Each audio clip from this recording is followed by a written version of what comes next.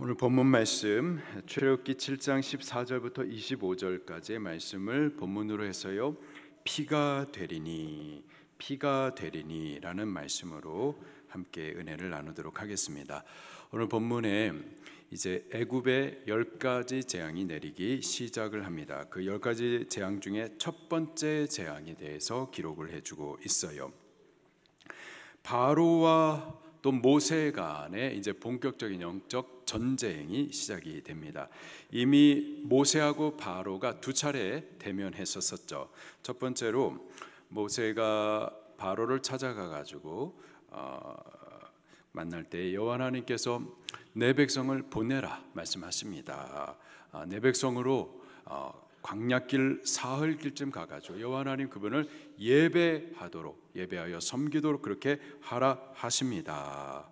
그렇게 하나님의 말씀을 대언해 주었습니다. 어떻게 됐나요? 쫓겨납니다. 그리고 백성에게 노역이 과중이 됩니다. 백성들은 과중된 노역으로 인해서 모세를 원망하고 또 미워하죠. 두 번째 만남에서는 모세가 히브리인의 하나님 여호와를 증명하라라는 요구를 받고서는 지팡이를 던져 뱀이 되게 해 주었었습니다. 어떻게 되었나요? 바로의 술사들도 비슷하게 모방을 합니다. 결국 모세가 다시 한번 바로 앞에서 쫓겨나게 되죠. 지금까지는 바로가 힘 있는 자로, 그리고 모세는요 그 앞에 힘없이 쫓겨나는 자로 보여집니다.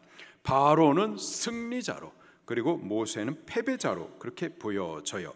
자, 그러나 오늘 이제 10가지 재앙을 시작으로 해서요, 바로와 모세 간의 그 전세가 뒤집어집니다. 전세가 역전이 돼요. 사실 지금까지는 이 10가지 재앙을 나타내기 위한 준비의 과정이었었고요.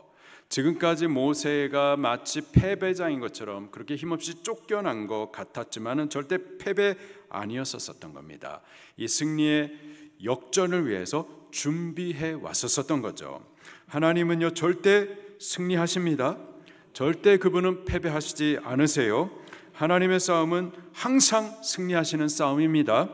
이미 이긴 싸움이고 이길 싸움인 줄 믿습니다. 그리스도 예수 안에서도요, 우리도 마찬가지죠. 우리도 그리스도 예수 안에서 마귀를 이미 이겼고 또 최후에도 최후 승리를 얻게 되는 줄로 믿습니다. 그리고 원수의 목전에서 승리의 관을 쓰게 될 것을 믿습니다. 우리들 중에 어떤 분들은 이미 승리의 삶을 살고 계시는 분들도 있고요, 또 어떤 분들은 본격적인 승리를 위하여서 바로 앞에 쫓겨나가는 모세처럼 잠시 힘없는 모습, 패배 상황에 있는 분들도 있겠지만은, 그러나 그 실패 아니고 이제 곧 뒤집어집니다. 우리 역전합니다. 우리 잠시 있는 일들, 어려움들로 인하여서 좌절하거나 낙심하거나 포기하지 말고 말씀 주시는 대로 순종하고 말씀 주시는 대로 우리 일어날 수 있기를 예수님 이름으로 축원합니다.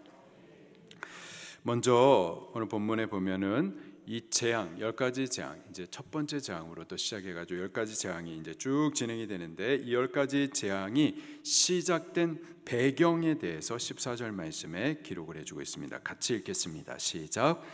여호와께서 모세에게 이르시되 바로의 마음이 완강하여 백성 보내기를 거절하는도다. 자, 재앙이 시작된 이유가 분명하게 기록해 주고 있는데, 바로의 마음이 어떻게 됐기 때문에요? 완강했었기 때문입니다. 여기 완강, 히브리식 발음으로 카바드, 뜻은 무겁다 라는 뜻이에요. 너무 무거워가지고 하나님께서 무슨 말씀을 하시든지 그 말씀을 따라갈 수가 없는 거예요. 꿈쩍도 하지 못하는 상태인 겁니다. 이 완강이라는 단어와 비슷한 단어가 이 바로에 대해서 몇 차례 이렇게 쓰여지고 있었죠. 한번 보도록 하겠습니다. 7장 3절 말씀에 보면은 7장 3절에 내가 바로의 마음을 어떻게 완악하게, 완강이라는 단어와 비슷한 또 다른 단어 완악함이 바로에게 있었어요. 또 13절 말씀도 보겠습니다. 시작. 그러나 바로의 마음이 완악하여 그들의 말을 듣지 아니하니. 자, 완악하다, 이 단어는 카샤라는 뜻인데요, 돌같이 딱딱해진 상태. 그래서 하나님의 말씀에 씨가 뿌려져도 도무지 받을 수 없는 상태가 바로 완악함의 상태이죠. 바로의 마음이 그랬었던 거예요. 완악하여서 하나님께서 무슨 말씀을 하시든지 마음이 너무 딱딱해가지고 들어오질 못하는 거예요. 그리고 완강하여가지고 얼마나 무거운지 하나님의 말씀이 뭐라고 말해도 그것을 뒤따라갈 수가 없을 정도로 무거워진 상태, 그게 바로 바로의 상태였었습니다. 결국 하나님의 말씀을 듣지도 따르지도 않는 불순종의 상태가 바로 바로의 상태였었고, 바로 이것 때문에 하나님의 재앙이 그에게 시작됐었던 겁니다. 여기 14절 마지막에 보니까 완강하여 결국 어떻게 했다는 거예요? 백성 보내기를 거절했다. 바로 이것 때문에, 바로 이러한 불순종 때문에 하나님의 재앙이 바로에게 시작됐었던 거죠. 16절도 같이 읽겠습니다. 시작. 그에게 이르기를 히브리 사람의 하나님 여호와께서 나를 왕에게 보내어 이르시되 내 백성을 보내라. 그러면 그들이 광야에서 나를 섬길 것이니라 하였으나 이제까지 내가 듣지 아니하도다. 여호와 하나님의 말씀을 완악하고 완강하여서 듣지 아니함, 바로 이것 때문에 저에게 10가지 재앙이 시작됐었던 겁니다. 하나님의 말씀은요 분명합니다. 말씀을 기준으로 해가지고 선과 악이 결정이 되는 거예요. 그리고 말씀을 기준으로 해가지고 순종하면은 복과 생명, 불순종하면은 사망과 저주를 당하게 되는 겁니다. 아멘입니까? 선악의 기준이 뭐라고요? 하나님의 말씀입니다. 근데 하나님의 말씀이 없으면 선악의 기준이 사라지니까 다 제 생각을 따라 옳다 말하는 거예요. 동성애가 옳다 그르다, 그 기준이 어디냐? 다 자기 생각에 있는 거예요. 그러나 하나님의 말씀이 분명히 말씀해 주시잖아요. 그러면은 하나님의 말씀을 기준해 가지고 그 하나님의 말씀 아니니까는 악인 거고, 또 하나님의 말씀이면은 그건 선인 거예요. 우리 말씀을 통해서 선과 악의 기준을 분명히 하셔야만 하는 겁니다. 또 이렇게 하면은 복 받을 거야, 저렇게 하면은 뭐 복 받을 거야, 그건 우리 생각이고, 복과 저주의 분명한 기준도 하나님의 말씀입니다. 하나님의 말씀을 순종하면은 생명과 복을 받는 거고, 불순종하면은 사망과 심판을 당하게 되는 거예요. 바로 그것이 모세가 죽기 전에 이스라엘 백성들에게 마지막으로 남긴 그 설교 신명기 말씀의 내용인 겁니다. 복과 생명이 여기 있고 또 사망과 저주가 여기 있다. 그 기준은 하나님의 말씀인데 그 순종의 결정은 너희들에게 달려있다. 순종하면은 생명과 복을 받는 거고, 불순종하면은 사망과 저주를 당하는 것이다. 근데 결정은 너희들에게 있다. 우리는요, 우리는 순종하여서 생명과 복을 꼭 받아야만 하겠습니다. 자, 이렇게 재앙이 시작됐던 그 첫 번째 이유는 바로의 완강함, 완악함, 결국 하나님의 말씀 불순종 때문이었었던 거죠. 두 번째 이유는요, 이 재앙의 적극적인 목적인 건데요, 바로 하나님의 백성으로 하여금 하나님을 섬겨 예배하게 하려고 재앙이 있었던 겁니다. 16절을 다시 한번 읽겠습니다. 시작. 그에게 이르기를 히브리 사람의 하나님 여호와께서 나를 왕에게 보내어 이르시되 내 백성을 보내라. 그러면 그들이 광야에서 나를 섬길 것이니라 하였으나 이제까지 내가 듣지 아니하도다. 아멘. 결국 재앙이 있었던 이유는 하나님의 백성을 안 보냈기 때문에, 하나님의 백성으로 하여금 하나님을 섬겨 예배하도록 하지 않게 막으니까, 그래서 재앙이 있었던 거죠. 그 궁극적인 목적은 하나님 예배하도록 함의 목적이 있었던 겁니다. 사실 재앙 자체는요, 하나님의 목적은 절대 아니에요. 하나님은 그 죄에 대한 심판 나타내기를 기뻐하시는 분이 아닙니다. 에스겔 선지자를 통하여서 우리가 매일 아침마다 먹고 있는데, 에스겔 선지자를 통해서 하나님께서는 계속해서 심판 또 멸망에 대해서 선포하시죠. 계속해서 끊임없이 심판과 멸망을 선포하시지만은 또 동시에 이런 말씀도 하십니다. 에스겔 18장 23절에 내가 어찌 악인이 죽는 것을 조금인들 기뻐하랴. 그가 돌이켜 그 길에서 떠나 사는 것을 기뻐하지 아니하겠느냐. 하나님은 절대 죄인들, 악인들, 그들을 재앙을 주고 심판하여서 멸망케 하는 것, 절대 그거 하나님의 기뻐하시는 일이 아니라는 거죠. 그럼에도 불구하고 하나님께서 심판하시고 재앙을 내리시는 이유는 인간의 죄 때문인 겁니다. 바로가 하나님을 듣지 않기 때문인 거죠. 하나님의 진짜 원하시는 바는 자기 백성들이 구원받고 창조자 하나님을 기억하고 구원 베푸신 그 은혜를 감사해서 하나님을 섬겨 예배하는데 거기에 목적이 있는 겁니다. 바로 그 목적을 위해서 여기 바로에게 또 애굽에 재앙을 내리셨었던 거죠. 우리들도 마찬가지죠. 하나님으로부터 재앙과 심판 있습니다. 좀 너무 무서우니까 징벌이라는 말로 바꾸겠습니다. 우리에게도요 징벌이 있어요. 우리들 삶 가운데 징벌받는 징계들이 있습니다. 뭐 여러 형태가 있을 수가 있어요. 건강을 하나님께서 치실 수도 있고요. 물질의 어려움을 주실 수도 있습니다. 사업에 어려움을 주실 수도 있어요. 자녀의 문제를 허락하실 때도 있습니다. 관계의 어려움을 허락하실 때도 있습니다. 여러 가지 종류의 징벌, 징계를 허락하십니다. 그때 우리는 그것이 하나님의 징벌, 징계임을 깨달아 알아야만 할 거예요.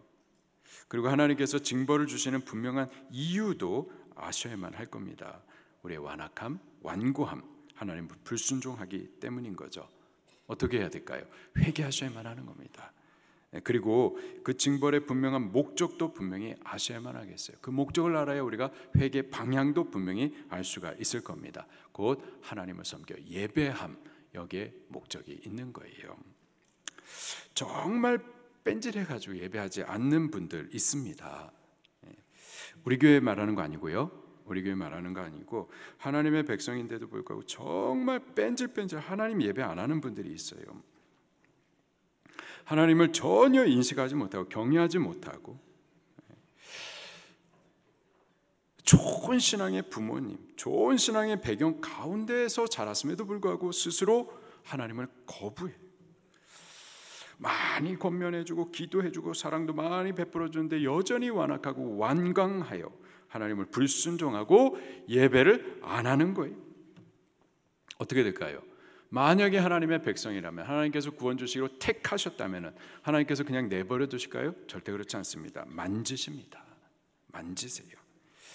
지금은 건강한 것 같고 지금은 취업도 해가지고 좋고 지금도 뭐 결혼해가지고 좋고 그래서 마치 하나님 없이도 잘 살 수 있을 것 같지만 그러나 그 모든 것을 주신 이가 여호와 하나님인데 그 하나님이 또 거두시기도 하는 겁니다. 또 거두실 때는요 한순간인 거예요. 한순간. 하나님 당신을 알라고 하나님을 경외하여 섬겨 예배하라고 하나님 간섭하시는 겁니다.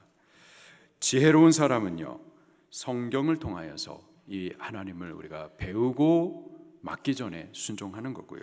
어리석은 사람은요 그 하나님의 징벌을 삶 가운데서 체험함으로 그렇게 그냥 두들겨 맞은 이후에 그제서야 하나님을 알아가게 되는 거죠.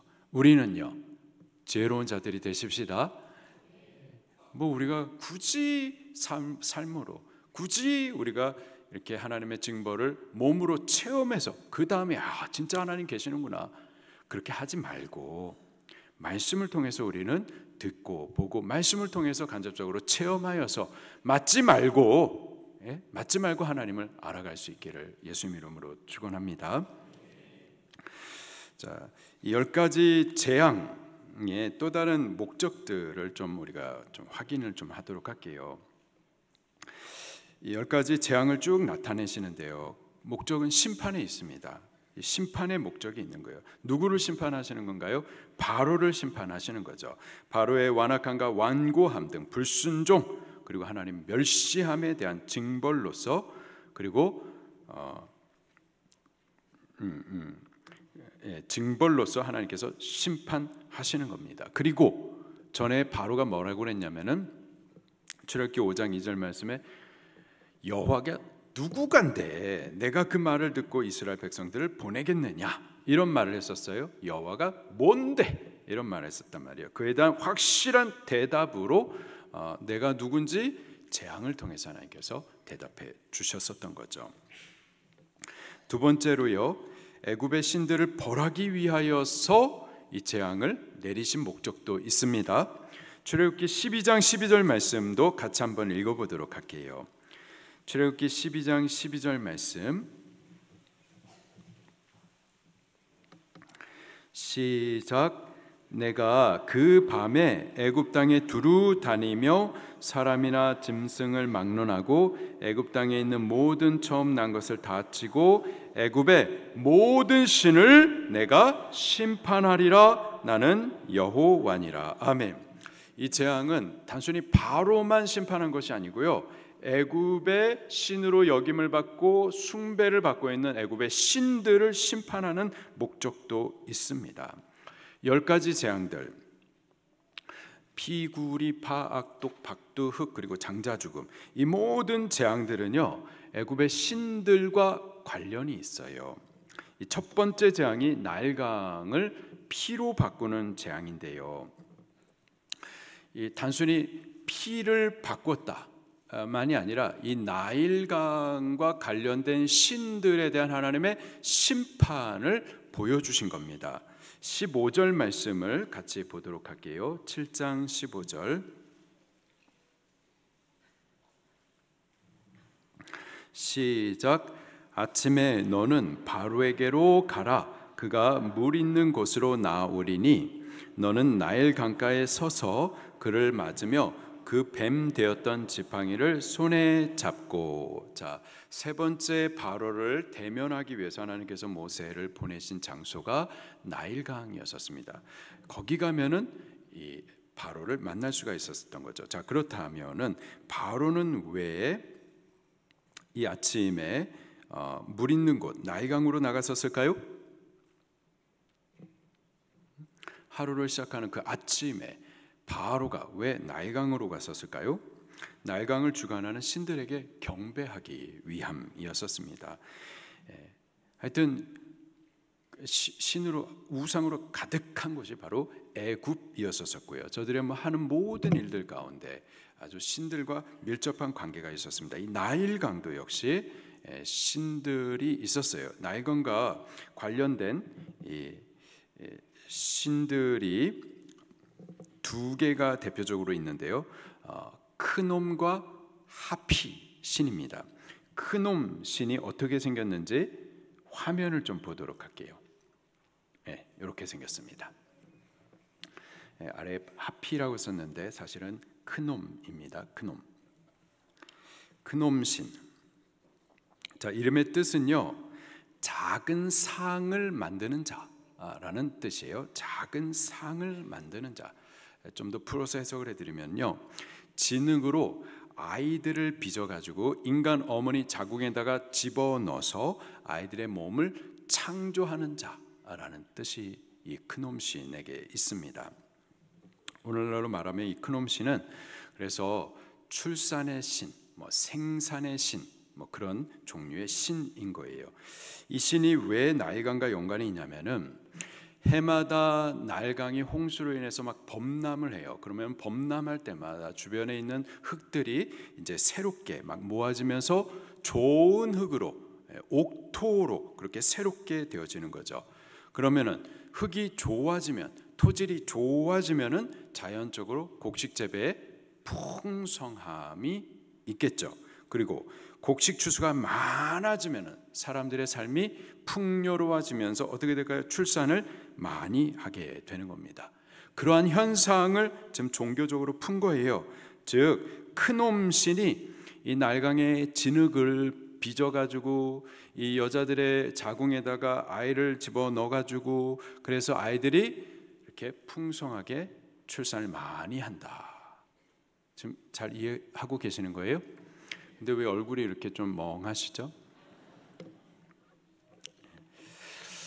이 크놈신, 이게 지금 매해마다 이러한 홍수로 인해서 막 범람하면서 토양이 막 다시 새롭게 좋아지면서 곡식 추수가 많아지면서 사람들이 풍요해지면서 그래서 출산들을 많이 하니까 이것을 크놈신이 그렇게 나일강 주변에 진흙을 빚어가지고 아이들의 생명을 갖다가 여자들의 자궁에 집어넣어서 이렇게 출산을 많이 하게 됐다, 이렇게 여기게 된 거죠. 자, 그리고요 또 다른 신이 있는데요, 하피신입니다. 하피신. 나일강의 원래 이름이 하피였었어요. 그 하피였었는데 그것을 이름을 나일강이라고 새롭게 바꾸고, 그리고 이 나일강의 원래 이름이었었던 이 하피라는 이름으로 저들이 신을 만들어서 섬겼었던 거죠. 이 하피는 물을 관장하는 신으로 여겨졌었습니다. 곡식 추수를 하기 위해서, 곡식을 재배하기 위해서요, 물이 절대적으로 필요하죠. 때문에 애굽인들은 이 하피신이 나일강 물을 우리들에게 공급을 많이 해주기 때문에, 그래서 곡식도 풍요롭게 재배를 할 수가 있고 결과적으로 우리의 삶이 풍요롭게 되어진다라고 여겼었던 거죠. 그렇기 때문에 이 애굽 사람들은 나일강에서 풍요를 위하여서, 그리고 출산을 위하여서 이 하피와 크놈신을 그렇게 섬겼었던 거죠. 때문에 하나님께서 첫 번째 이 재앙을 내리실 때 나일강을 치셨는데, 이것은 단순히 바로를 심판하는 것뿐만 아니라 나일강과 관련된 예배의 대상이 되고 있었던 신들을 치신 내용이기도 한 겁니다. 또 이어서 이 두 번째, 세 번째, 네 번째, 10번째까지 모든 이 재앙들이 다 애굽의 신들과 관련이 있어요. 다시 보면은 그 두 번째 재앙이 개구리 재앙인데요, 이 개구리는 헤케트, 개구리 모양의 신입니다. 이것도 역시 출산과 생명을 주관한다라고 여겨지는 신이에요. 세 번째 재앙이 이 재앙인데요, 케브, 땅의 신입니다. 그리고 파리, 슈, 공기의 신, 그리고 악질, 하토르, 또 아피스, 소 형상을 갖고 있는 풍요의 신들입니다. 독종, 세크케트, 이시스, 치료의 신들이라고 여겨졌었고요. 우박, 누트, 세트, 하늘신, 곡식의 신들로 여겨졌었습니다. 메뚜기, 오리시스, 곡식의 신, 또 흑암, 라, 후루스, 다 태양신 이런 것들인데, 또 장자를 치시는데요, 오리시스, 이시스, 셀케트, 베스, 다 생명과 죽음을 순환한다고 여겨지는 신들이었었어요. 그래서 하나님께서는요, 애굽이 스스로 이렇게 만들어 놓은, 그리고 섬기고 있는 이러한 신들을 재앙을 통하여서 심판하심으로, 그들이 무력하게 그렇게 심판당하심으로 여호와 하나님만이 참이고 살아계신 유일하신 참 신이라는 것과, 애굽이 섬기고 있는 그 모든 신들은 다 가짜라는 것들을 증명하고 계셨던 겁니다. 세 번째로요, 이 재앙의 목적은 심판의 목적도 있죠. 바로도 심판하고 애굽의 신들을 심판하는 목적도 있는데, 세 번째 목적은 이스라엘 민족을 해방하기 위한 목적도 있었던 겁니다. 출애굽기 3장 말씀을 찾아보겠습니다. 출애굽기 3장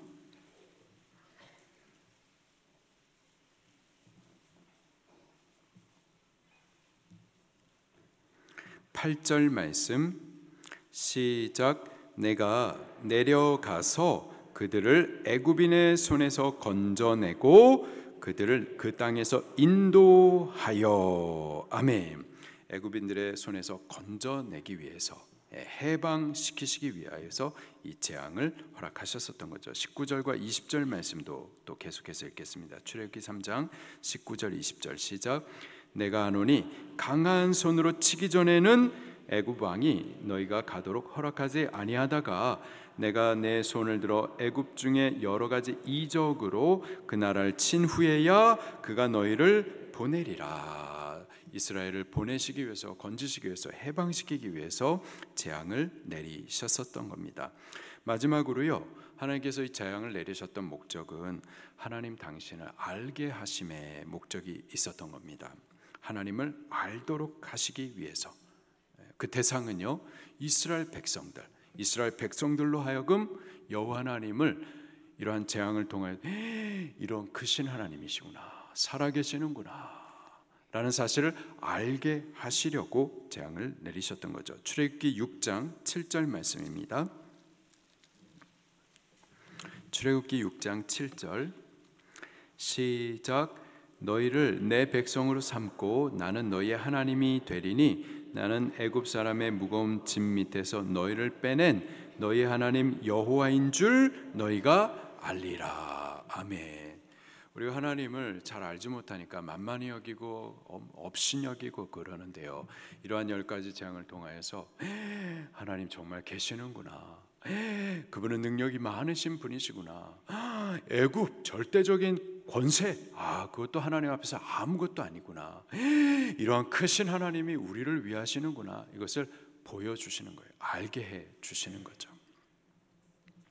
그리고요, 당대의 이스라엘 백성들뿐만 아니라 그 후대의 이스라엘 백성들까지도 하나님을 기억하게 하게 하시려고 이러한 재앙을 나타내셨던 겁니다. 출애굽기 10장 말씀도 볼게요. 출애굽기 10장 20절 말씀입니다. 출애굽기 10장 2절 시작. 내게 내가 애굽에서 행한 일들 곧 내가 그들 가운데 행한 표징을 내 아들과 내 자손의 귀에 전하기 위함이라. 너희는 내가 여호와인 줄 알리라. 아멘. 이스라엘 백성들이 당대에 그들이 이 놀라운 일들을 체험한 이후에 체험한 것들을 그 후대에 계속해서 말하여서 그들도 그 하나님을 기억하여 알도록 하시기 위하여서 재앙을 나타내 주셨었던 거죠. 또한 이스라엘 민족뿐만이 아니라 애굽 사람들도 이 재앙을 통해서 하나님 진짜 계시는구나, 그 사실을 알게 하시려고 재앙을 내리셨습니다. 출애굽기 7장 말씀도 보겠습니다. 출애굽기 7장 5절 말씀 시작. 내가 내 손을 애굽 위에 펴서 이스라엘 자손을 그 땅에서 인도하여 낼 때에야 애굽 사람이 나를 여호와인 줄 알리라 하시매. 아멘. 애굽 사람도 알게 하시려고, 또요 온 천하 백성으로 하나님을 알게 하시기 위해서 이 재앙을 나타내셨던 겁니다. 9장 16절 말씀 보겠습니다.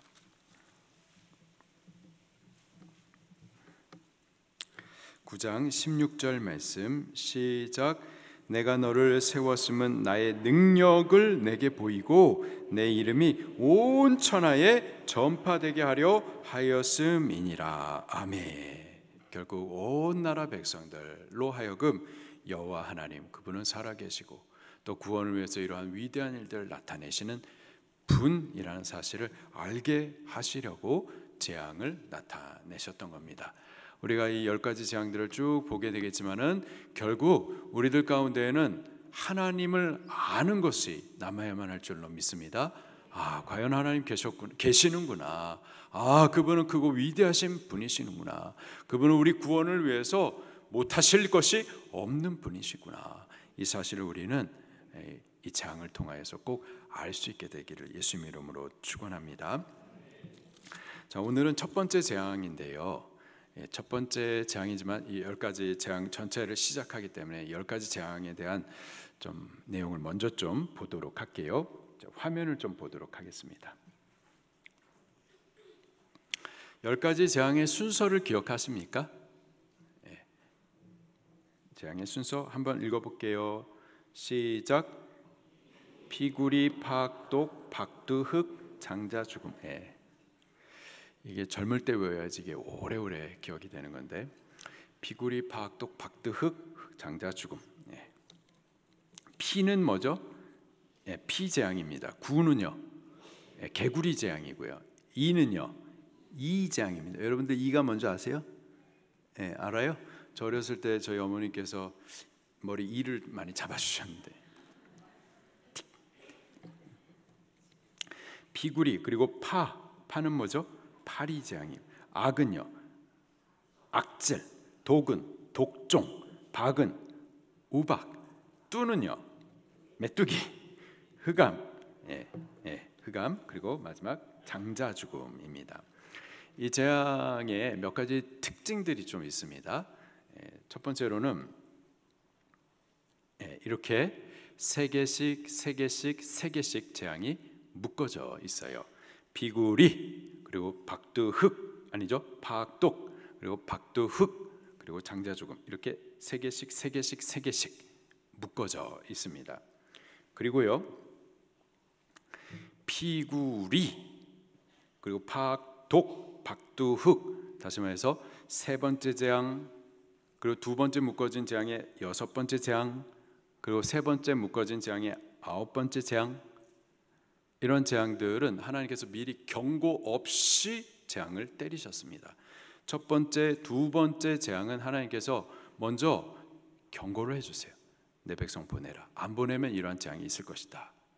그러니 보내라. 재앙 당하지 말아라. 미리 경고를 해주시는데 세 번째 재앙, 여섯 번째 재앙, 아홉 번째 재앙은 경고 없이 그냥 재앙을 때리셨었어요. 자, 그리고요, 피굴이 이 세 번째 재앙이 있었을 때에는요, 첫 번째 피재앙, 그리고 개구리 재앙, 첫 번째, 두 번째 재앙의 때에는 모세가 이러한 재앙을 능력으로 나타낼 때 바로의 술사들도 비슷하게 모방을 했었거든요. 그런데 세 번째 재앙, 이 재앙 때부터는 이 바로의 술사들이 모방을 하지 못했었습니다. 자, 그리고 두 번째 그룹, 다시 말해서 네 번째, 다섯 번째, 여섯 번째 재앙이 있을 때부터는 처음에는 애굽 사람이나 이스라엘 백성들 모두가 이 재앙을 겪어야만 했었습니다. 그러나 두 번째 그룹의 재앙이 시작할 때부터는 이제 이스라엘 백성들에게는 보호하심이 있었었고요, 그리고 애굽 사람들에게만 이러한 재앙이 임했었던 거죠. 자, 그리고요, 이 독종의 재앙, 여섯 번째 재앙이 임했었을 때에는요, 이 재앙이 바로 옆에서 이 모세의 능력을 흉내내고 모방했었던 그 술사들, 그들에게부터 이 재앙이 시작이 됐었습니다. 자, 그리고 세 번째 그룹의 재앙 때에는 하나님께서 이 재앙을 지금 여러 차례 계속해서 내리시잖아요. 이 내리셨었던 그 이유를 구체적으로 설명을 해 주세요.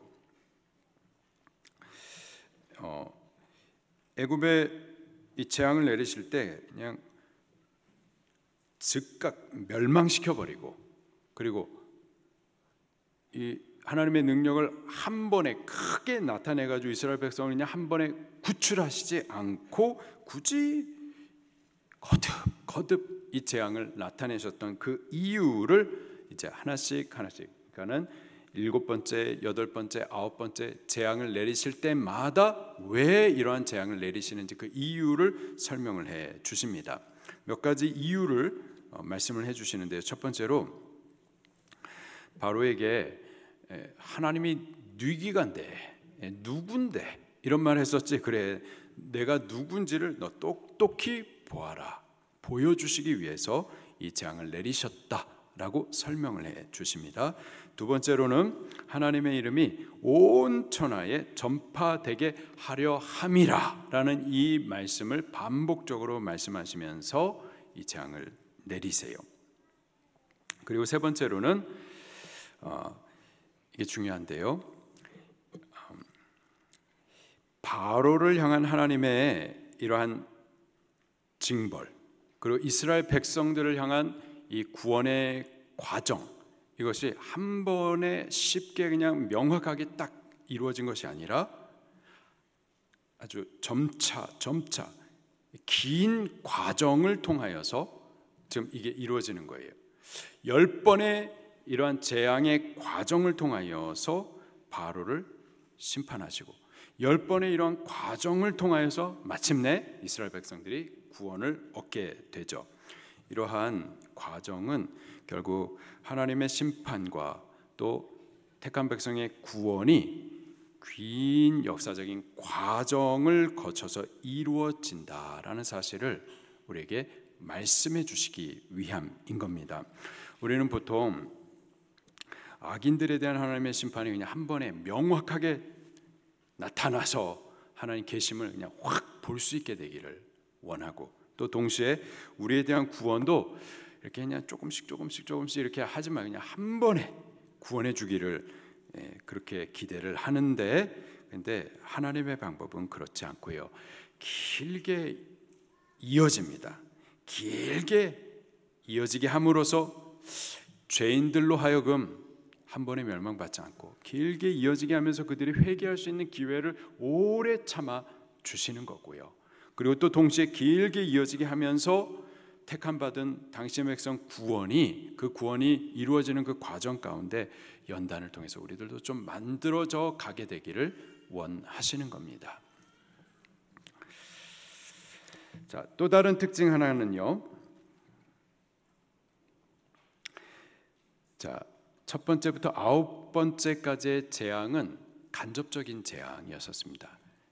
간접적인 재앙. 그것에 비해서 마지막 10번째 재앙의 특징은요, 여호와 하나님께서 직접 천사를 통하여서 재앙을 나타내시죠. 9번째까지는요, 사실 재앙을 내리면서도요, 사실은 경고였었습니다. 그런 재앙을 내리시면서 언제라도 제발 순종하여 돌아오기를, 회개하기를 기회를 주셨었던 거예요. 그때라도 하나님을 인식하며 순종하면 살 수가 있었던 거죠. 그러나 9번째 재앙까지도 끝내 거부하는 자들에 대해서는요, 하나님께서 직접 나셔서 한 번으로 최종 심판을 내리시는 거죠. 자, 여기까지만 보도록 하겠습니다.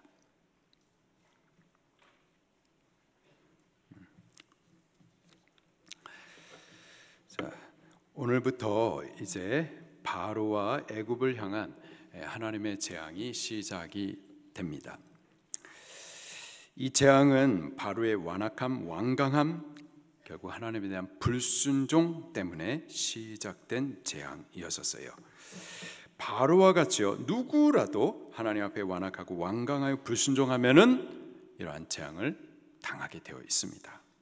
열재앙 사건은 과거에 바로에게 이러한 재앙이 있었다라는 정보를 주는 것이 아니라 오늘 우리에게 경고를 주시는 거예요. 우리들도 얼마든지 하나님 앞에 완악하고 완강하여 불순종하면은 이러한 재앙을 받는다.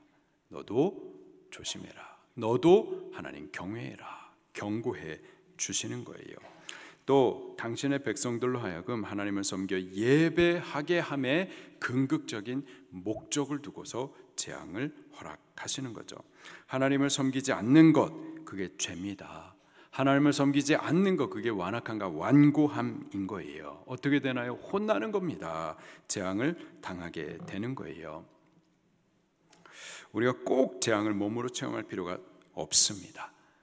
여기 이 경고를 통하여서, 바로에게 임했었던 10가지 재앙의 경고를 통하여서 오늘 우리들은 하나님께서 우리를 지금 예배자로 하나님을 섬기도록 부르시는 그 부르심을 들을 수 있고, 그리고 지혜로운 자가 돼가지고 매맞지 말고 하나님을 바르게 잘 예배함으로 복과 생명을 누리는 자들이 꼭 돼야만 하겠습니다. 그렇게 되기를 예수님 이름으로 축원합니다. 말씀 붙들고 통성으로 기도하시겠습니다.